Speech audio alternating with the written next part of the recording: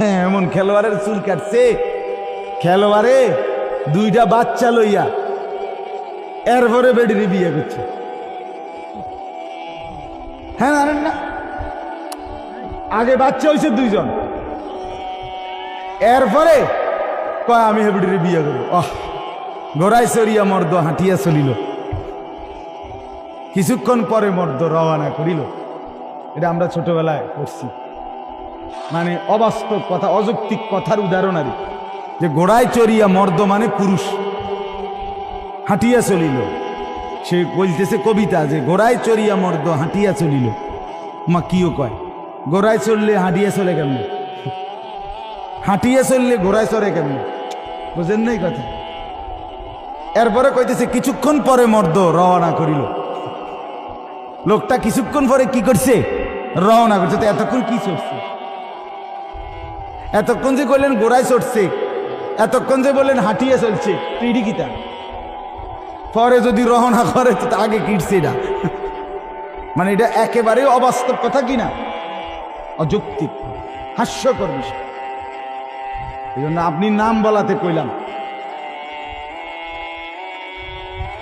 যে ছেলেরা বাপ, আখলাক শিখো, জিন্দিগি শিখো, নিজেকে মানুষ বানাও, নিজের ভালো করো, নিজের ভালো করো।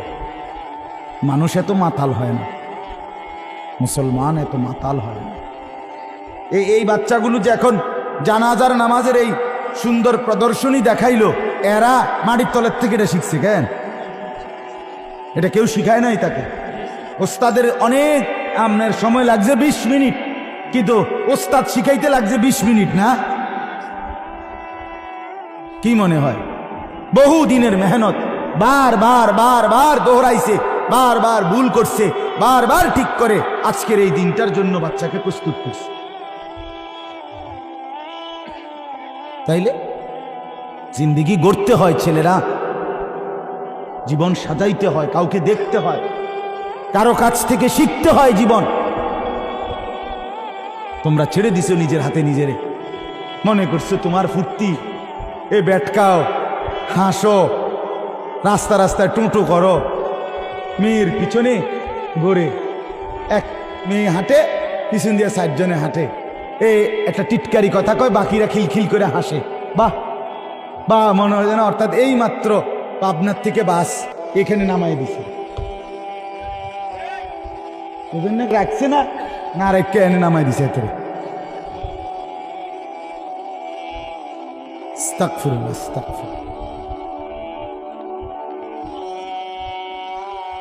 আচ্ছা, এটা কে কইলেন এই কথাটা? ভালো কথা কইছে, একটা সুন্দর, একটা মজার কথা বলি।